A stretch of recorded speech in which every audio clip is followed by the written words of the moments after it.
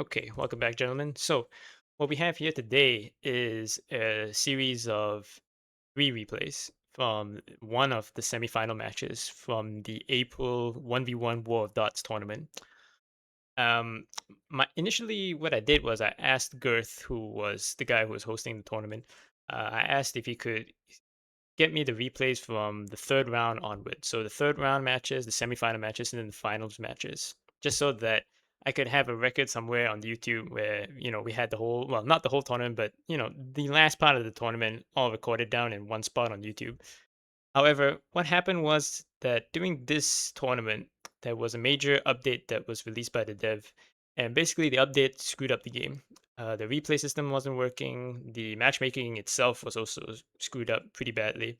So we don't actually have all the replays from not only the tournament itself from round three onwards, but also the two semifinal matches and the finals matches. We don't have the complete set. So I was actually quite hesitant of actually recording these games, but I've run out of replays at this point in time. So I figured, you know what, why not? We'll just showcase it. So we have the debut of Eika and John the Bun.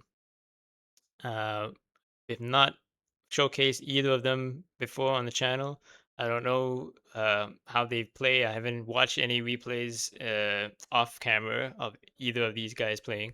So we've got fresh gameplay, top level gameplay as well. This is one of the semifinal matches, and I think what I'll do is that I'll record all of the matches from this series right here and just put it into one video, and then we'll do the other two matches, the other semifinal match and the one replay from the finals match. We'll do those in separate videos. So, right off the bat, opening gameplay, it's just standard stuff. Both players are boosting their ecos. They've got minor skirmishes along the northern front of the main front line. Thing about this map is that the bridge, the choke point, usually doesn't get too much gameplay. Low in the lower elos, it's usually the bridge where the exciting stuff does happen because everyone's trying to do some kind of amphibious assault, trying to get around the sides, get encirclements, secure both ends of the bridge, and then try funnel troops across. I don't think we're gonna see that. I don't think we're gonna see that, and I don't think we're gonna see much naval gameplay. As much as I love the navy, um, as I mentioned before in other videos, naval warfare, it doesn't really affect the outcomes of games. It very rarely has the opportunity of affecting the overall match. So we have a tank being built by Eika here. Now that is interesting. That is interesting. We've had lights being built so far on both sides. Now, I did remember to check the replay file size, so it is in our best interest to speed it up just a little bit. I'm going to put it at times 3 speed here. Um, I've only just finished recording about a couple of hours ago the really long Mr. G free for all game, which I thoroughly enjoyed. And I thoroughly enjoyed commentating on that game as well. There was a lot to talk about, and just so happened that as the replay unfolded, that certain events in the game itself quite nicely provided the talking points for me to keep yapping on for an hour and a half. So yeah, I enjoyed that entire experience. No regrets from that game. Mm, so opening gameplay, nothing much. You got your standard cycling, you got the shuffling and redeployment of forces. You've got both players making sure to deploy their armor on the plains tiles. So we're looking here at just pure efficiency for trying to get as much as they can out of each dot and looking for any kind of minor advantage that they can get out of it. We've got armor now being deployed forward from the rear. I think that was a fresh unit.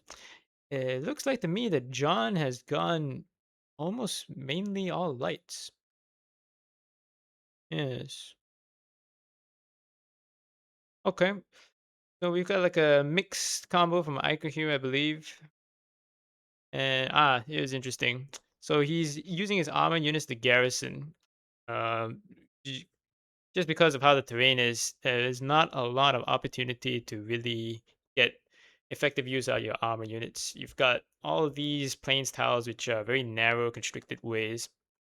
Technically speaking, you could get use out of it, but to be honest, even at like the really high level end of the elo ratings, you don't see like that kind of gameplay which you'd find in like a post StarCraft tournament where everyone's like trying to get everything out of every single unit at every point and every corner of the map. Usually it's not how War of Dots has developed, and quite frankly I like it because it's supposed to be a minimalist game. It's not trying to imitate StarCraft or any kind of traditional RTS. I think it's that kind of appeal that's what's gotten it its fan base. Because despite the fact that it's MS Paint, a strategy game, and it's all developed by one dude, we do actually have a pretty healthy player base. A lot of people would disagree with that because everyone thinks that a healthy player base means you got to have like tens of thousands of players online 24/7. That's all nonsense. For what has been developed here, mechanically by the dev, we have a pretty healthy player base. At the low pop hours, we have about 150 to 200 players online, and at the high pop hours, it's like 600, 700. That's a decent community. Like people look at that and they think that this game's dead. Like no, it's not. One dude like made this game, and he has an audience. Well, he has a player base of about 1,000 players a day that actively play the game. They come back, and it's been steady like this for the past few months. I think the past 2 months at least. Yeah, I can't recall when the game actually did get released publicly, but it wasn't that long ago. And at the high point of the game when it got released, I think there was like 2,500 players that were on it, uh, which is pretty impressive. So yeah, the game is alive and it has a pretty healthy player base. The Discord is still alive. I try to avoid it wherever I can for my own personal reasons. And yeah, so we okay. I have not been able to get the timer to work.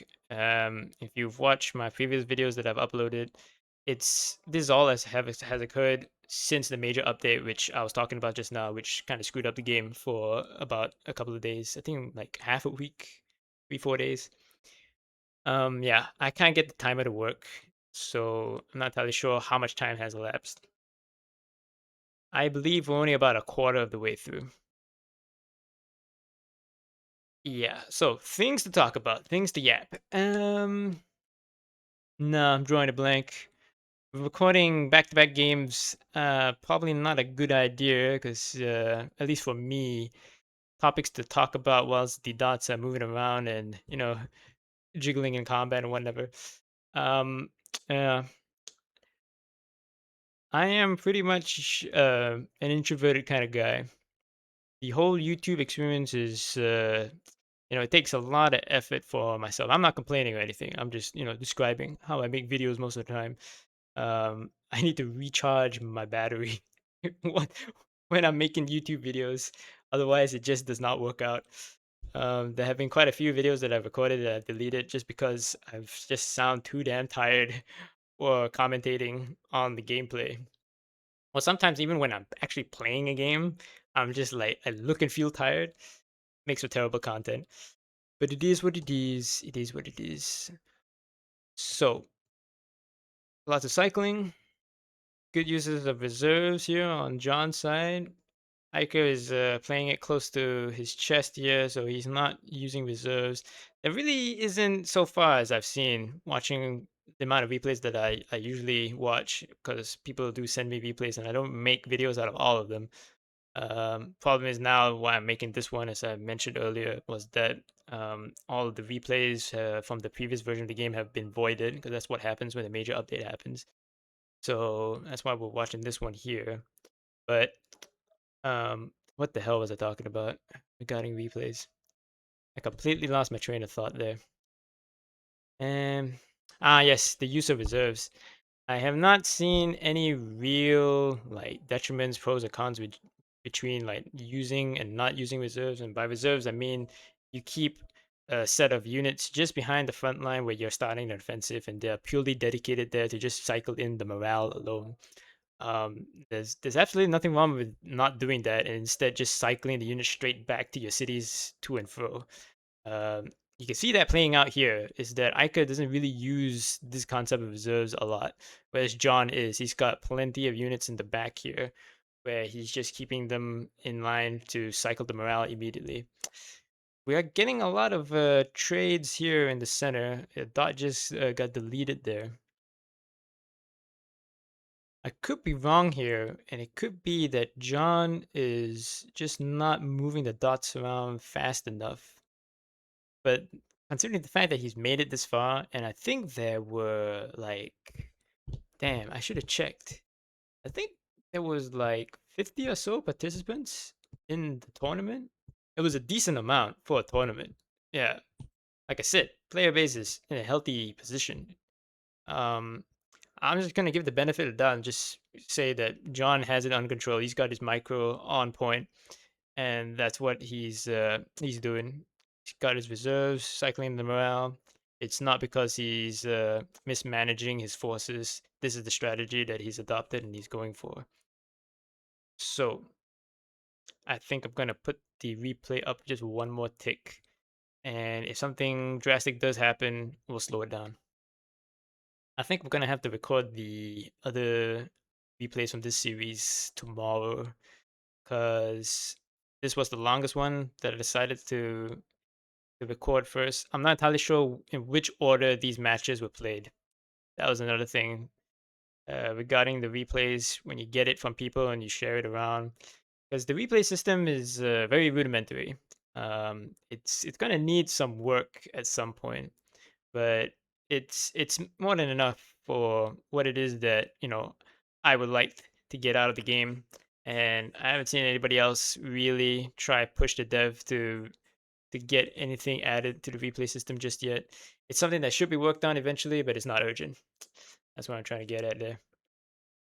So we have a massive gap in the south. The map starts off like this, if I'm not mistaken. There is a gap on the southern side of the front, and usually in other replays that I watch, no player really tries to go and exploits the gap there. It's not really much point to it because at the end of the day, both players start off with the same amount of dots. If you try to go for a very drastic outflanking maneuver, yeah, without sufficient mass or concentration of forces, you're not going to get much out of it. And it becomes dangerous, especially if you start getting close to the enemy city and the opponent kind of knows what he's doing. You risk encircling yourselves by overextending your supply lines.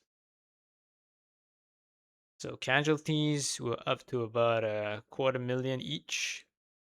In terms of funds, even though John is about almost 4 times more eco than Iker, it doesn't really matter because at the end of the day, the city only can supply one city can only supply up to 5 units. You're capped out by how many units that you can deploy onto the field at any one time.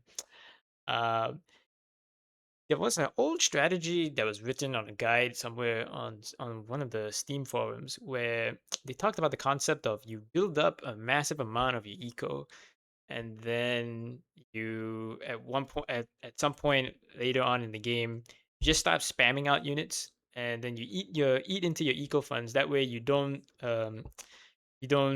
destroy any of your dots that are already deployed on the field due to lack of supply. Because if there is a lack of supply, they will just attrit themselves and die.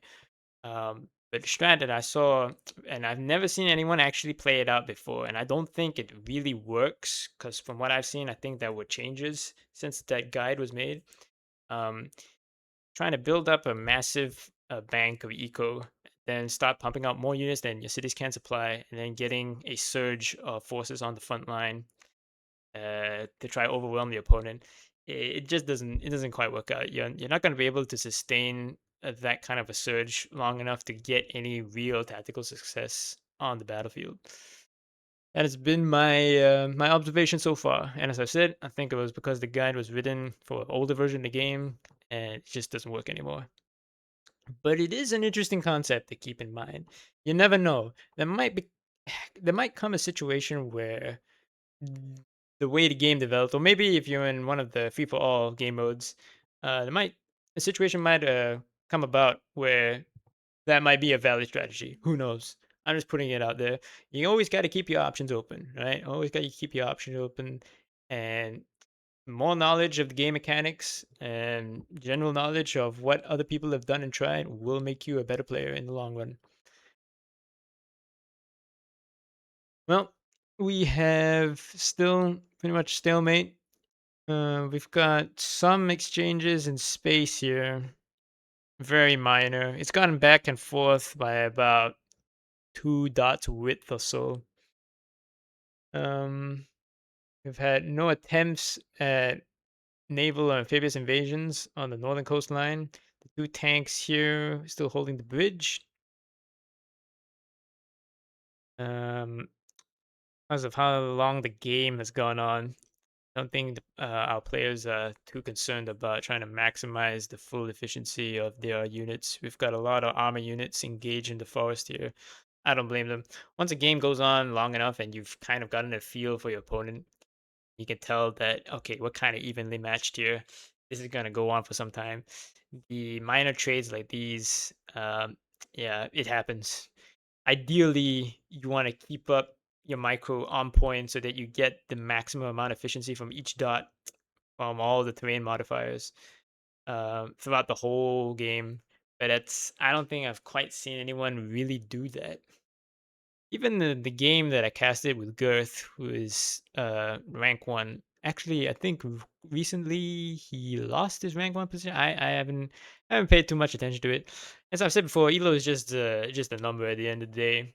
But yeah, in the replay that I casted some time ago with Girth, the game goes on. Even Girth sometimes doesn't really care about getting the max efficiency from the dots. There are more bigger things to worry about. Your cycling, your force concentration, looking for general opportunities and mistakes from your opponent. Yeah, these kinds of things.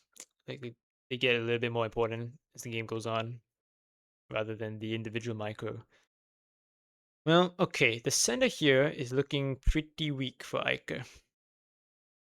John has done a pretty good job of cycling his forces, that he has managed to get a mismatch in terms of health here in the center. Morale is depleted all across the center line here, and even to the south here. We had a minor push by John to the city here in the southernmost side. He got to the gates, but there wasn't enough force concentration to really get a proper breakthrough or to take the city. It is what it is. He gained space, he's lost it now. He has the initiative. Eika seems to be very much on the defensive in terms of the how the frontline starting positions was. John has taken some space, about a width of 1-2 dots from the start line. Um, yep, got your general cycling going on. Keep on at it, boys. You'll get there eventually. Hmm. Minor breakthrough in the center here. Easily repelled. Oh, okay. I think he's pinned. Nope, he managed to break it out. But that was dangerous right there.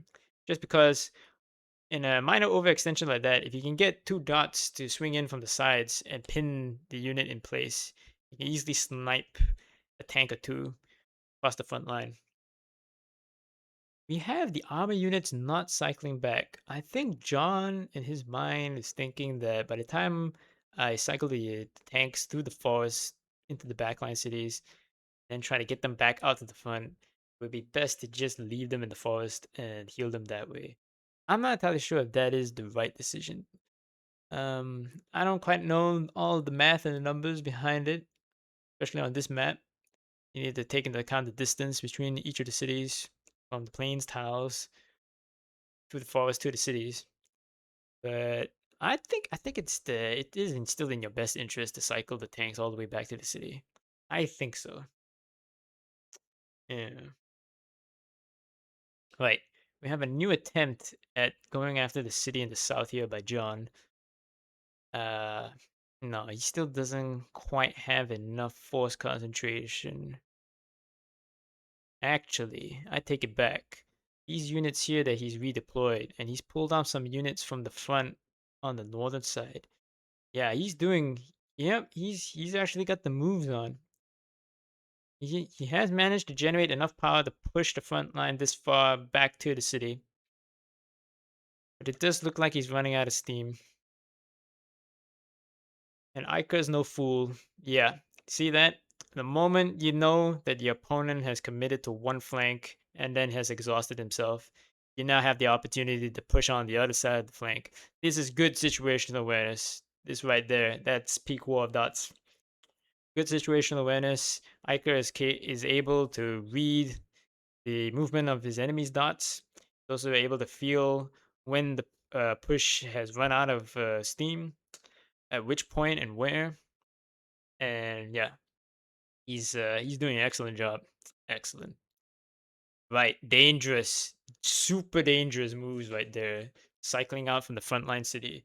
That could have gone wrong. And I have showcased replays where even, high level players, they have known they can't screw up, especially in instances like that when you're cycling the units out, trying to get the health.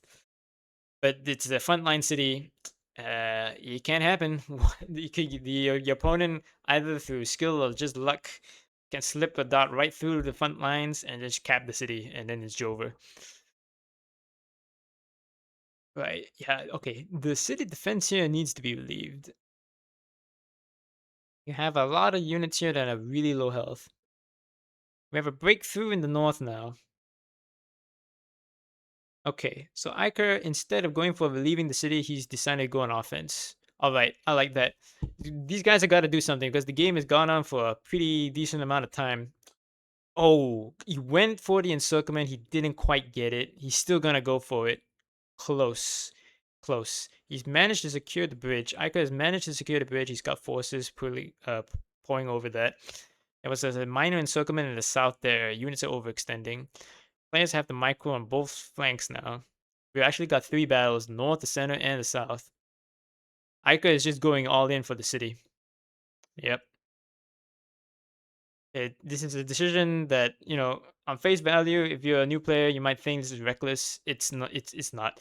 When you get to the game like this and it's just keep on going and it's kind of getting to a stalemate, you got to make some kind of drastic maneuver, break the stalemate, and then get some kind of play going on.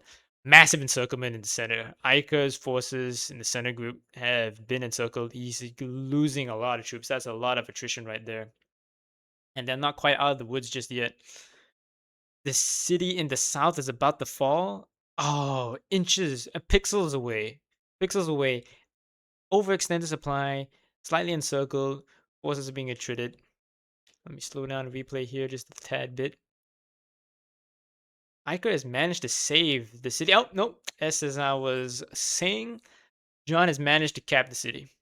And he's got a fairly fresh unit on garrison on the city right now. Right, you're on a timer now, Eika. If you can't generate a counterattack to recapture a city or capture another city somewhere else within the next 3 to 4 minutes, John basically has the game. Ooh, okay, we have a complete collapse of the defense to the back. Hmm. I mean, at this point, you need to make a Hail Mary play. It has to be done. There is no time. The only way that I think here that you have a chance is if John blunders something. If you go for collapsing your defense like that. Yikes. There was opportunity in the north for a play, but this is of course 2020 hindsight, and we as the viewers here and me as the commentator, we can see full vision of the whole map.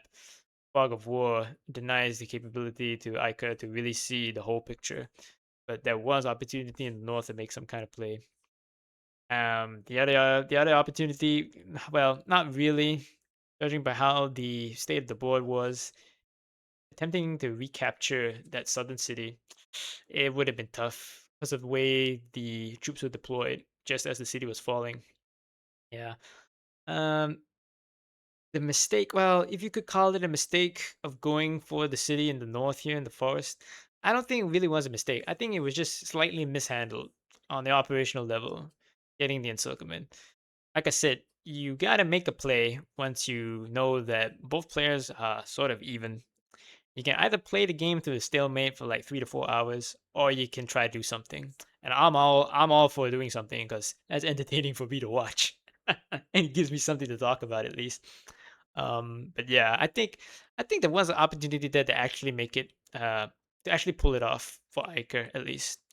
Just miss micro here and there, overextending that far into the enemy territory, and it is a city that's right smack dab in the forest.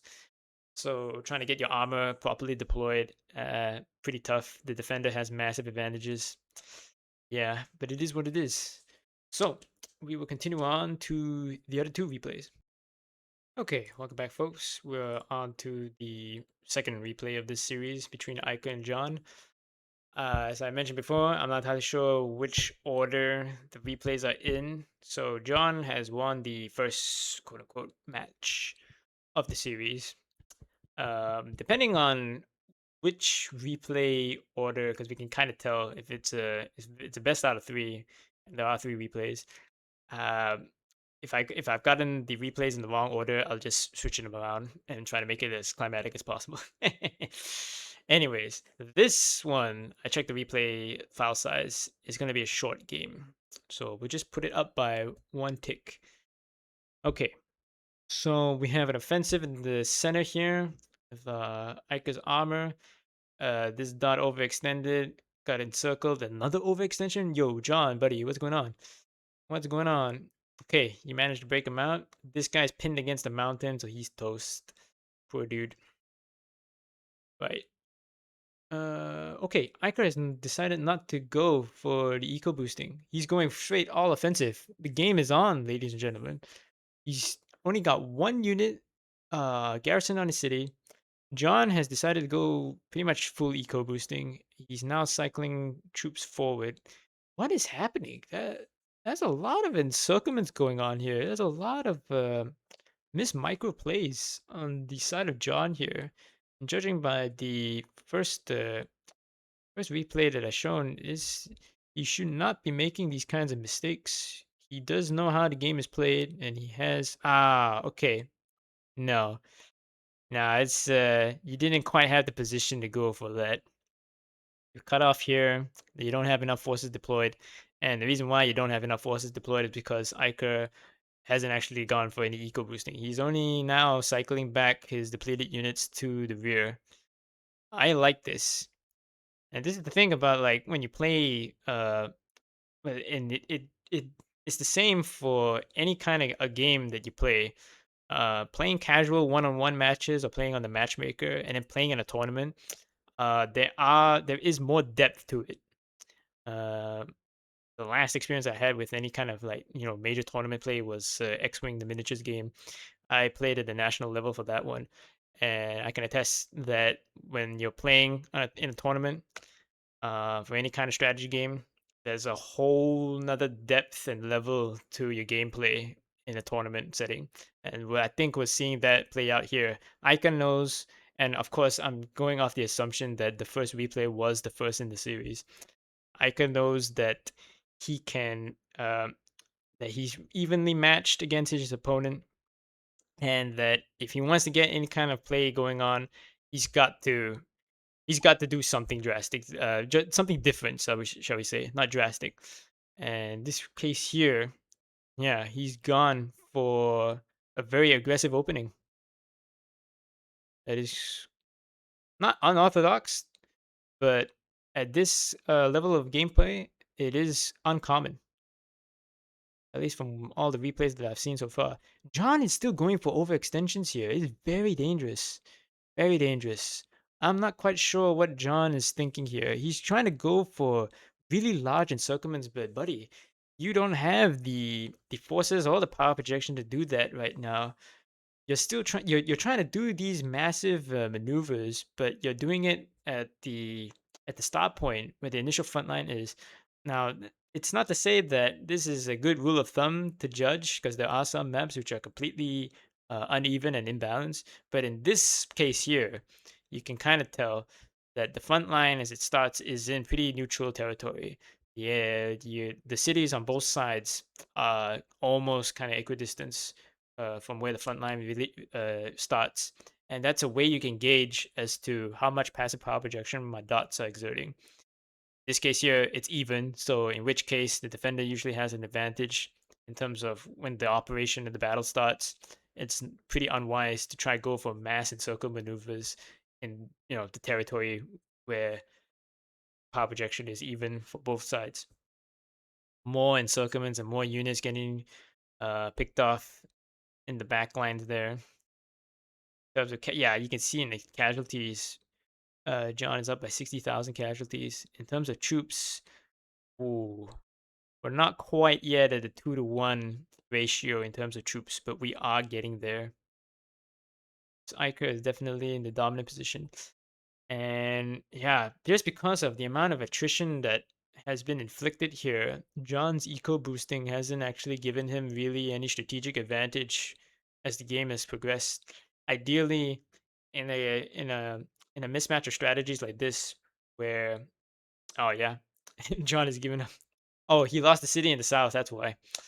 Yeah, as I was saying, when you get a mismatch of strategies like this, where one player is going full offense and the other player is playing a more traditional route, playing for the long game, um, do have a margin of error that still requires you to, properly play the game and play to the strengths of your strategy. It's not always a given that because one player goes for the long-term strategy that he's automatically going to win. That's not how that's not how strategy games work. Some people out there seem to think that's the way things work. It's not. You have to remember that at the end of the day, games, and especially war games, it's a battle between people, all right? And people are fallible. They're not machines. Uh, no AI involved here. At the end of the day, you're not just playing the game; you're playing your opponent. It's a human phenomenon that's going on here. You can't always just assume that player A and player B adopt strategy one and two. That this is the final outcome of this is the way that's going to happen. There is the mathematical branch of game theory, which does deal with such ideas. But the thing about game theory is that game theory is only kind of works for certain types of games. In this case here, for a fluid real-time strategy war game theory doesn't quite factor into these kinds of ideas that we're talking about here and what is happening on on the field here. So yeah, we'll go on to the final replay, and judging by how the games have been playing out, I think I've gotten them in the right order.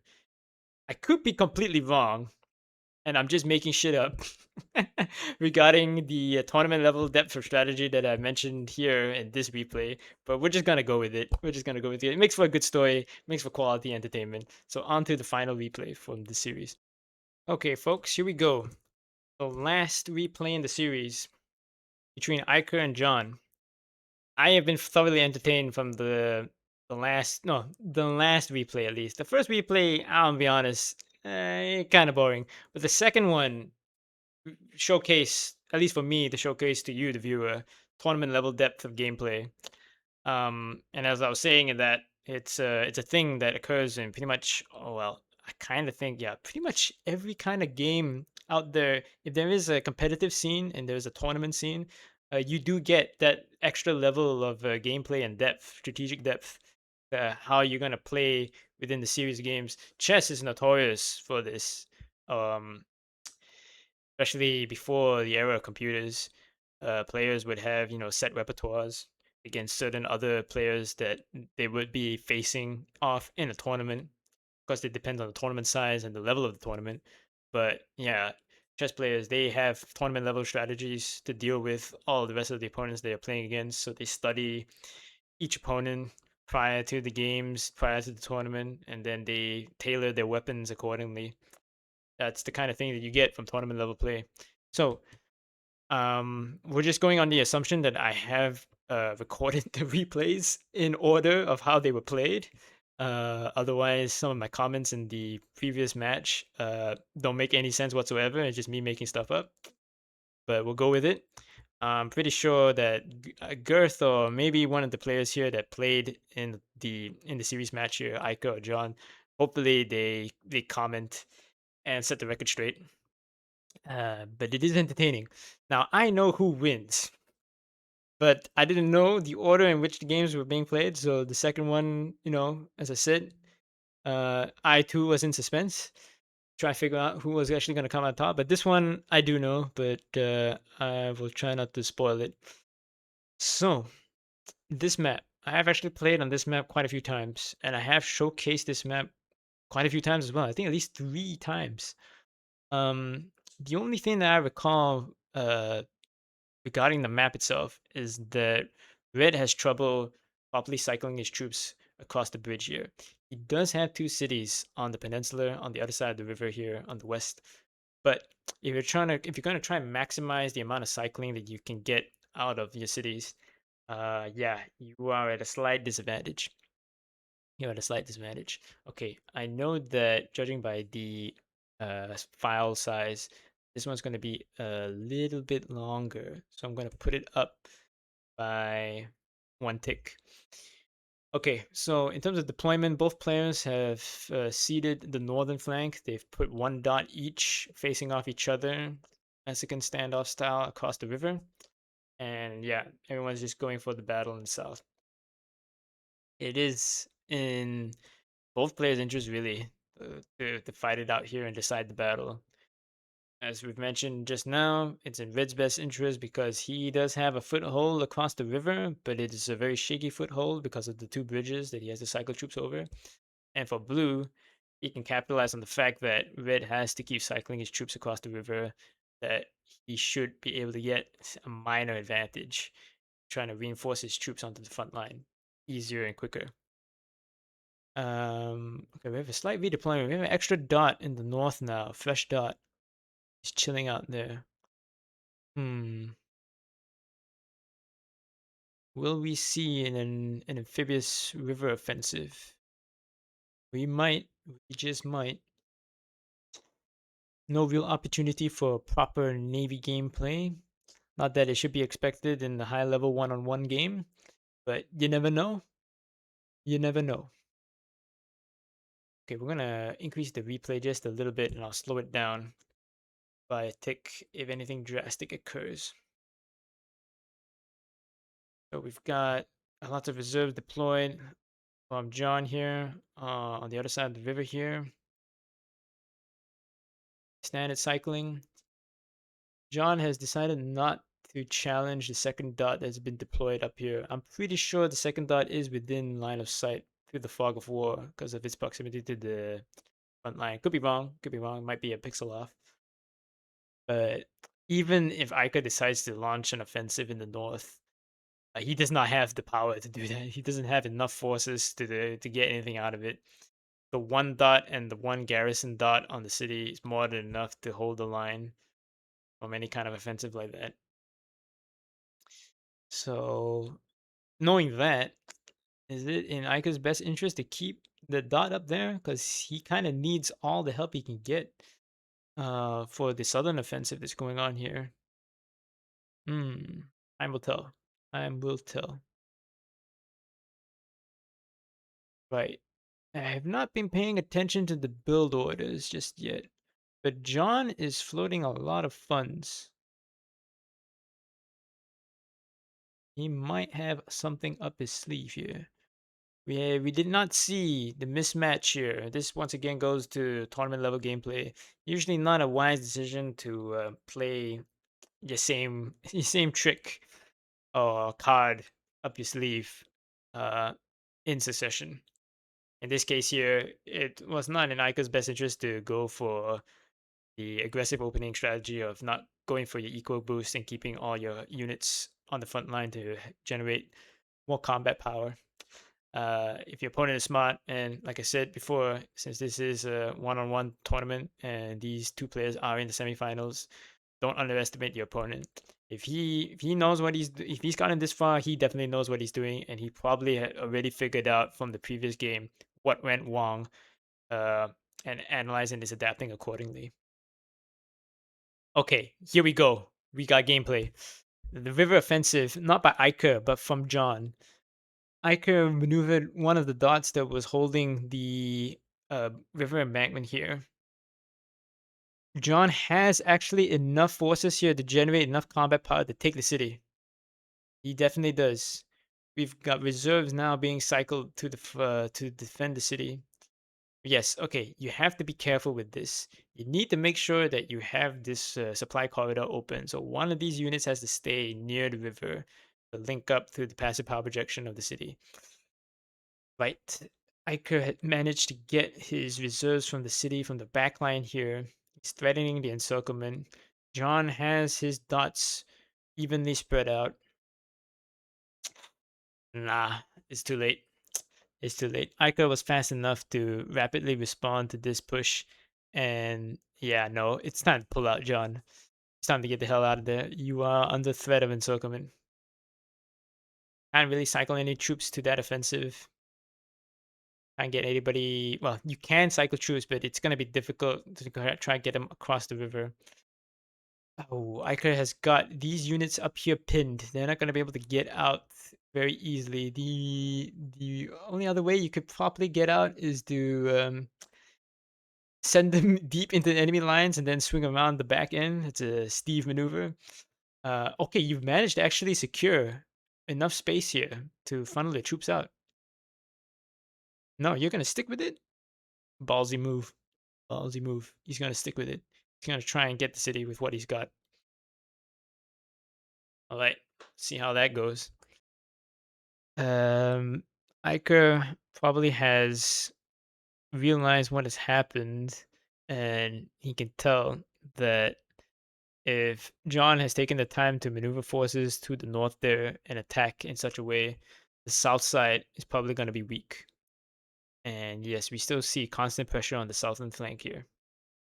John's troops are severely depleted. You've got a lot of units here that are extremely low health, and Eika's forces aren't looking too hot either, but they are slightly more healthier, and that's all the advantage that he needs to probably get a breakthrough in the south there.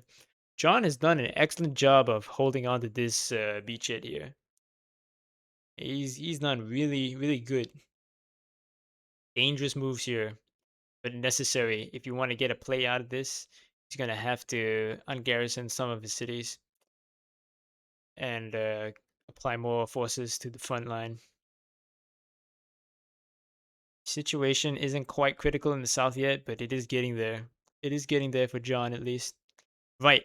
The defender on the city is about to go down. Iker needs to really get. Oh, he was not able to relieve the city just in time. John has a city. Now, can he hold on to it long enough to get a strategic advantage?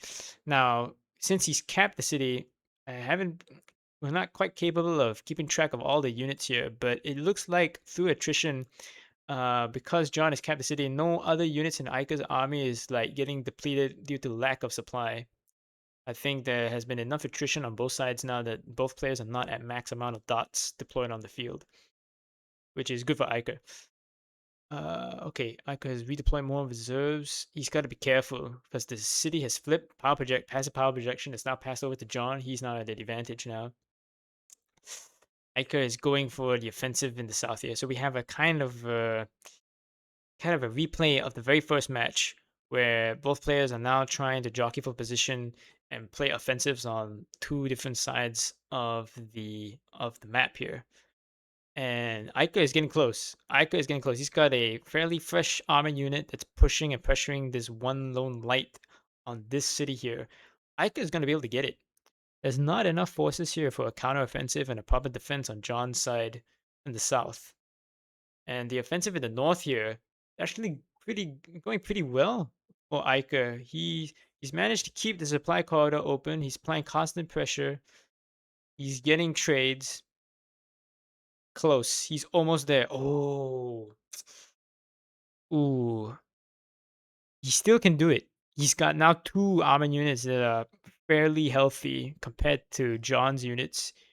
Get uh get through and break through to the city there. Encirclement in the north. Okay, you broke out. Encirclement, counter encirclement. He's going back for the offensive. This unit's almost dead. But no, John has now, yeah, John has managed to relieve it. But all of his units are all very, very low health. In the south here, we've got 3 armor units mismatched against that 1 light. Encirclement in the north, Eika's forces retreating. He's lost 1 dot, he's lost 2 dots in the pocket, he's lost 3 dots. Tragedy, tragedy. Ooh, and the 4th guy can't quite get out. Damn. Okay. It's all gonna come down to the south here. This is all gonna come down to the south. And you get the city. The city has been held for a decent amount of time. John is reaching okay. Just because of how the attrition has gone down, Iker actually has twice the amount of units on the field. I was not paying too much attention to that number there. But the offensive has failed. Counteroffensive in the north has failed. It's all gonna come down to this city here in the south. If Iker can get the city, he basically wins. Because once he gets the city, he can continue his offensive forward. He has the 2-to-1 troop advantage. John doesn't quite have enough forces to really conduct a major offensive across this far back into the backline to this city over here. He's so close to getting it. He's literally a pixel away. Okay, yeah, John needs to make some moves here. If you don't make the moves now, it's over. He decided to go and make an offensive against the center city here. Okay, all right, go for it. Okay, the defense in the south, very, very well done. He's held on much longer than I thought he would be able to have done. Offensive in the north and the center here, he does not, like I said, doesn't quite have enough combat power to really get any traction for the offensive like that. And now he's deciding to split up. Okay, I think he's just scouting out city in the backline there. No, he's fully committed to an offensive there. The city has fallen in the south. Iker has it. We're still at a 2-to-1 troop ratio difference in favor of Iker. Yeah, he suicided 1 dot to the backline city there. I think he saw that this was a depleted unit that maybe he might have been able to get the snipe on it. But since we can see the health bars, that was never gonna happen. Okay. You gotta make some plays, John. You're gonna have to make some plays. Actually, no, you don't really have to make some plays. You're even now in terms of cities. You gained 1, you've lost 1. You're down almost 2-to-1. It is in your best interest to play defense and hold on to this city here that you have in the southern peninsula. Dot got eliminated here along the riverbank. We have some Miss Micro here on the capital. Okay, both players are just going to skirmishes on the front line now. Minor offensive in the northern side here. More reinforcements being built and deployed. It's in Ica's best interest to continue the offensive. Continue the offensive in the south here. You've got enough units deployed in the north to properly defend your cities. Of course, Eika doesn't quite know how many units John has still deployed. He's got a few of his units pulled back far enough behind the front line into the fog of war. Yeah, it's just going to come down to 6 cents in this case. Going for an encirclement. Ballsy maneuver, considering you're outnumbered. He got the encirclement. Excellent play. Excellent play. But because of how weak John's units were, Iker has managed to break out of the encirclement there. But that was pretty good maneuvering there. That was not bad. Pretty impressive. Right. Yeah. You gotta stop going on the offensive, John. You gotta stop. It's you still can come back from it. You still can come back from it. You're only down by about 50,000 troops now. Not quite 2-to-1. In a defensive situation, you can very, very easily hold the line.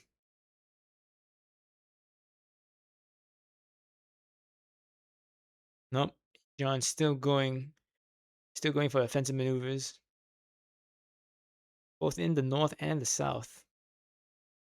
He's going for an end around with a single dot? He's crazy? He's trying to check out the city at the back here, see if it's undefended or weakly defended.